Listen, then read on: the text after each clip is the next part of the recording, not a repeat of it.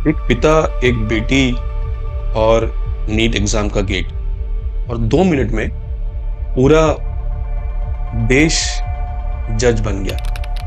कुछ लोग NTA officials को ब्लेम कर रहे हैं और कुछ लोग पेरेंट्स को ब्लेम कर रहे हैं, लेकिन हम शायद गलत चीज को देख रहे हैं। बिकॉज स्टोरी ये नहीं है कि वो पिता ने गेट के बाहर जो किया, स्टोरी ये है कि हमारे देश में एक बहुत बड़ा सिम्टम है और हम कोई उसके बारे में बात नहीं कर रहा। चलो मान लेते हैं कि दोनों गलत है, एनटीए भी गलत है, पिता और जो बेटी है वो भी गलत है, लेकिन फिर भी एक क्वेश्चन रह जाता है। हम एक एग्जाम के पीछे इतना इमोशनल वेट और इमोशनल सेंसिटिव क्यों हो जाते हैं? वो पिता जो गेट के बाहर कोलैप्स हुआ, एक एग्जाम के लिए हम इतना इमोशनली सेंसिटिव कैसे हो जाता है? और एक बेटी को या बेटे को क्यों लगता है कि ये एक एग्जाम मेरे जिंदगी का सबसे इंपॉर्टेंट चीज है? ये इंसिडेंट मेरे लिए इतना इंपॉर्टेंट नहीं है।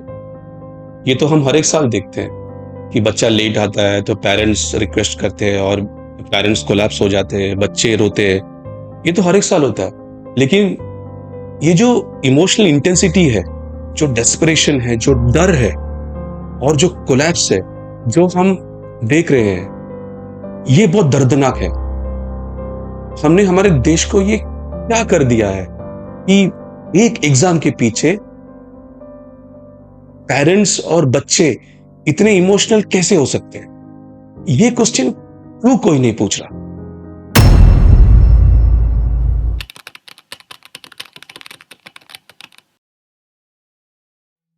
चलो उस क्वेश्चन पे बात करने से पहले हम कुछ नंबर्स की बात करते हैं। हर एक साल भारत के अंदर 1,65,00,000 बच्चे 12th क्लास पास होते हैं या फिर 12th क्लास का एग्जाम देते हैं। उसमें से तकरीबन 22 लाख स्टूडेंट्स नीट का एग्जाम देते हैं।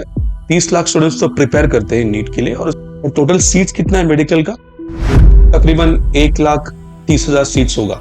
मतलब 5% सीट के लिए 22 लाख स्टूडेंट्स लड़ाई कर रहे हैं। भी ये नंबर हमारे पास है। और लेकिन एक डॉक्टर बनने के लिए क्या कैपेबिलिटी की जरूरत है? एक बच्चे के अंदर क्या कैपेबिलिटी होनी चाहिए? तो मतलब सिर्फ 5% बच्चे को ही सिर्फ एडमिशन मिलता है, बाकी 95% बच्चे को एडमिशन नहीं मिलता।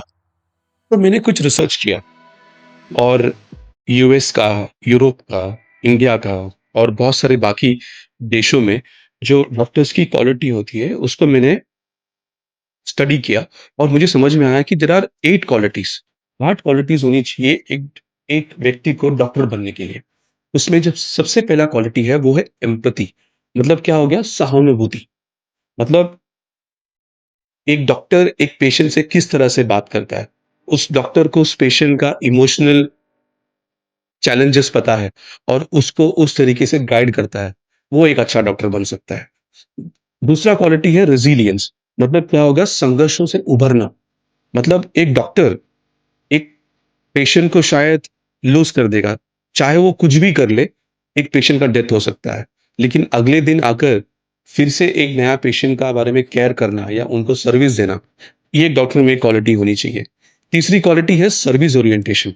मतलब क्या हो गया? सेवा भाव से काम करना।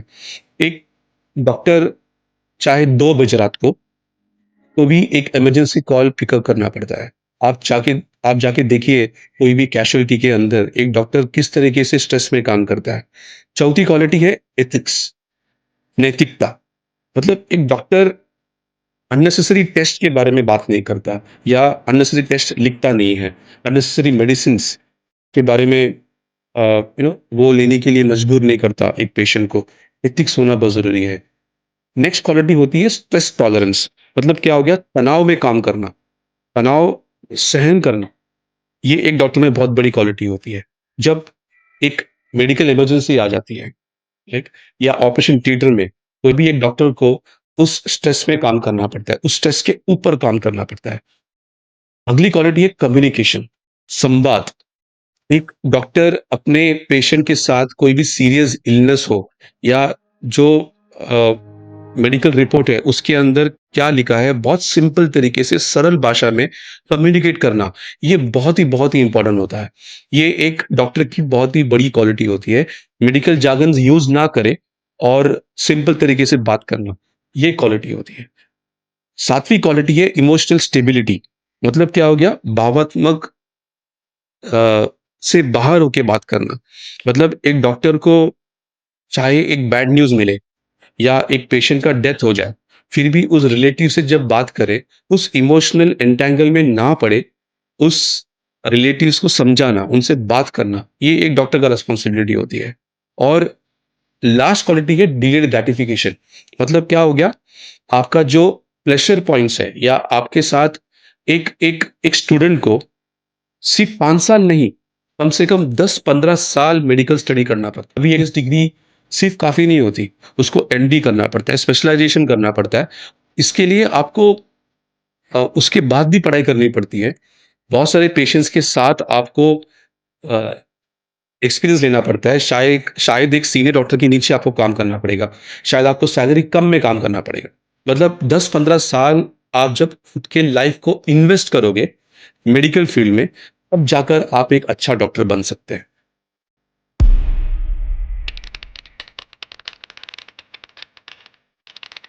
ये क्वालिटीज़ के बारे में क्यों बात कर रहा हूँ?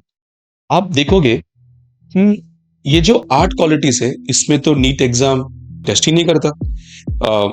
हम फिज़िक्स टेस्ट करते हैं, केमिस्ट्री टेस्ट करते हैं, बायोलॉजी टेस्ट करते हैं, लेकिन एक एक डॉक्टर सिर्फ़ एक अच्छा बायोलॉजी स्टूडेंट नहीं होता। एक डॉक्टर बनने के लिए और एक डॉक्टर रहने के लिए आपको इस 8 क्वालिटी की ज़रूरत है, जो तो हम बिल्कुल एक बच्चे को टेस्ट नहीं करते। फिर मैंने और एक स्टडी किया, अगर मैं इस 8 क्वालिटीज़ को देखूँ और इसी मॉडल को अगर मैं एक पॉपुलेशन पे देखूँ कि कितने लोगों को ये क्वालिटीज़ है, तो जैसे मैंने आपको बताया पहले एक नंबर कि 1 करोड़ 65 लाख स्टूडेंट्स 12th का एग्ज़ाम देते हैं। अगर मैं देखूँ तो उसमें ये जो क्वालिटीज़ है, वो तकरीबन 5% लोगों में होती है, ओके? जिसमें अच्छे डॉक्टर बनने की कैपेबिलिटी है। तो अगर मैं 1 करोड़ 65 लाख स्टूडेंट्स का जो 12th पास होता है, उसमें अगर मैंने 5% लगाया, तो कितना हो गया? 8.25 लाख स्टूडेंट्स। लेकिन कितने स्टूडेंट्स आज नीट के लिए प्रिपेयर कर रहे हैं? 30 लाख स्टूडेंट्स। और कितने स्टूडेंट्स नीट का एग्जाम देते हैं? 22 लाख स्टूडेंट्स। ये जो बड़ा गैप है, इसके बारे में कोई बात नहीं कर। ये सब स्टूडेंट्स जो नीट एग्जाम के लिए शायद 2 साल 3 साल थक जाते हैं, शायद वो स्ट्रेस में आ जाते हैं, शायद वो स्ट्रगल करते हैं क्योंकि उनका क्वालिटीज उसमें है ही नहीं। वो शायद एक अच्छा इंजीनियर बन सकता है, एक अच्छा सॉफ्टवेयर प्रोफेशनल बन सकता है, एक अच्छा फार्मेसी डिग्री ले सकता है, या फिर डिजाइनर बन सकता है, आर्किटेक्ट बन सकता है, क्या क्या नहीं बन सकता। लेकिन फिर हम इस स्टूडेंट्स को एमबीबीएस के लिए क्यों धकेलते हैं?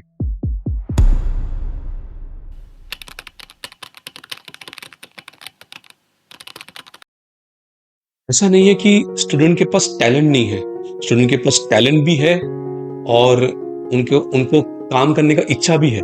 लेकिन प्रॉब्लम क्या है? प्रॉब्लम ये है कि हम ऐसे कोर्स की तरफ एक स्टूडेंट को पुश करते हैं जिसके लिए वो बना ही नहीं है। और इसका पहला कारण है सोशल स्टेटस। एक डॉक्टर बनना मतलब एक सोशल सिंबल की तरह बन गया है, और उसके साथ साथ रिस्पेक्ट, सिक्योरिटी और वैलिडेशन जो सोसाइटी से मिलता है, ये हमें ऐसा एक ऑरा बनाता है, एक फॉल्स ऑरा, कि अगर डॉक्टर बन गया मतलब आपको सोसाइटी में बहुत रिस्पेक्ट मिल गया। और इसके वजह से एक करियर एक बच्चे से बड़ा बन जाता है एक पेरेंट के लिए। दूसरा कारण है डर। डर रिग्रेट का, डर सोशल स्टेटस का, डर सोशल जजमेंट का, डर सोशल प्रेशर का, और डर हमें डेस्परेट करता है। और उस डेस्परेशन हमें ऐसे वीडियोस दिखाता है हर एक साल, जहाँ पे गेट के बाहर पेरेंट्स किसी का पैर पकड़ रहा है, बच्चे रो रहे हैं। तीसरा डर है आपका कोचिंग इंडस्ट्री का। अभी कोचिंग इंडस्ट्री कैसे करता है? कोचिंग इंडस्ट्री का रिप्रेजेंटेटिव बच्चे के स्कूल में जाता है और वहाँ पे ये देता है प्रेजेंटेशन। वहाँ पे बोलता है कि डॉक्टर बनने के बाद आपको क्या क्या फायदा मिलेगा, आपको कितनी सैलरी मिलेगी, ये बहुत बड़े सपने दिखाता है बच्चे को, और बच्चों को एक तरीके से मोटिवेट करता है कि आप एक डॉक्टर बन सकते हो। और उनको बोला जाता है कि आप हम पे छोड़ दो, हम आपको नीट के लिए बहुत ही बढ़िया मार्क्स दिलाएंगे। और आप सोशल मीडिया ओपन करो, आप स्कूल में जाओ, आप कहाँ पर भी जाओ, आपको इन कोचिंग इंडस्ट्री का बड़े बड़े बोर्ड्स रोड पे दिखाई देंगे। और आपको ये मजबूर करता है थिंक करने के लिए कि नीट का एग्जाम तो हम इनके थ्रू में अच्छी तरीके से पास कर लेंगे। और एक इनके बड़े बड़े बोर्ड्स लगते हैं, पेपर में एड्स आता है जहाँ पे हर एक साल रैंक नंबर 1, 2, 3 इस तरीके से इन लोग पब्लिश करते हैं।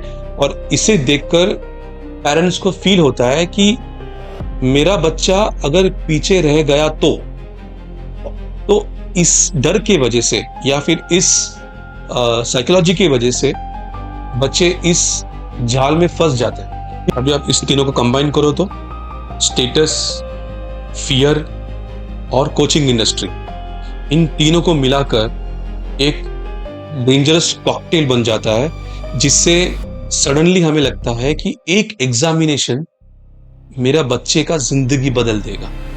और वो एक थॉट की वजह से हमें ऐसे डेस्परेशंस हर एक साल देखने को मिलता है। स्टूडेंट का जो डिस्ट्रेस है वो हमें देखने मिलता है, वो चाहे एंजाइटी हो, डिप्रेशन हो, बर्नआउट हो, रिपीट अटेम्प्ट्स हो, सोशल प्रेशर हो या फैमिली प्रेशर हो। इसकी वजह से आप अगर आप देखोगे तो एनसीआरबी का रिकॉर्ड के हिसाब से आप 10 साल का डेटा निकाल के देखो, स्टूडेंट सुसाइड आसमान छू रहा है भारत के अंदर। अगले साल भी हमें ऐसे ही पेरेंट्स दिखेंगे जो वॉचमैन का पैर पकड़ रहा है, अपना सर गेट से पटक रहा है, बच्चे गेट के बाहर रो रहे हैं, क्योंकि उन बच्चों को पता नहीं है उनका रियल स्ट्रेंथ कहां पर है। हमें एज ए सोसाइटी ये जो मैडनेस है एग्जाम्स का, एक एग्जाम की वजह से किसी की जिंदगी नहीं बदल सकती। एक एग्जाम आपकी जिंदगी का एक डिसीजन नहीं हो सकता। ये हमें हर एक बच्चों को समझाना है और भारत को इस पागलपन से हमें दूर करना है।